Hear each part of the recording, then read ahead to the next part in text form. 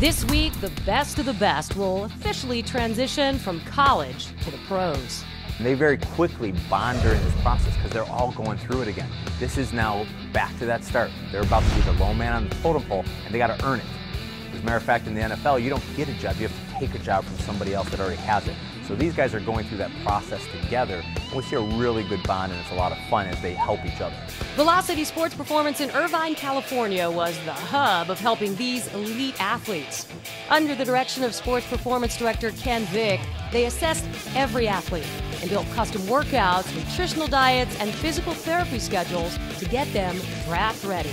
Ken's really knowledgeable guy. He's got it down really well. He's got a pretty great thing going here, and they really focus on what you need to work on individually. Generic's not going to work at this point. They've had that, they've experienced that. We don't want to be generic. We want to give them specifics. And so when we've identified a weakness, we have to do training that's going to actually improve that, whether that's for performance or it's to prevent injuries, because we're going to be doing intensive training during combine prep. The statistical data in measuring athletes is imperative for success. What doesn't show up on a stat sheet is the fraternity environment created here, especially for two brothers from Utah. It's been a blessing. Not a lot of people get to do it. Nobody gets to do it. When people are pumping you up, like when you're lifting and stuff, like trying to get you going and stuff, it's one thing when it's other people, but I mean, it's when your brother's standing right there next to you and trying to get you going and talking in your ear. It's a whole different thing just because it's your own blood. I'll be watching Joe and I'll be, analyzing what he does wrong, and I expect him to do the same for me simply because that's what makes us better, and it's like we have our own little personal coach. He's mine and I'm his. The intensity in here can be heavier than the squat rack.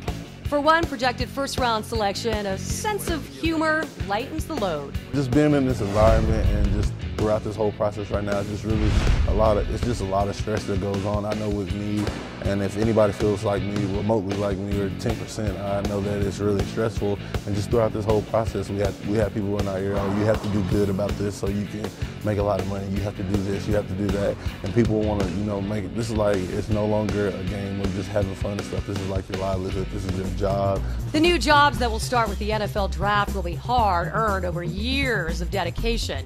One of the key pieces is one element that can't be coached: heart. Being the younger brother, the brother that people didn't think was going to amount to anything, really put a chip on my shoulder, and I think that chip I'm going to carry with me for a long time.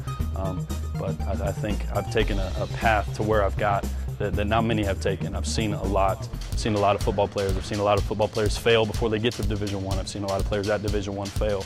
I've been through a lot of coaching staff, so I'm going to carry that chip with me as long as I play this game that I'm passionate about. I'm going to continue to work like I'm an underdog.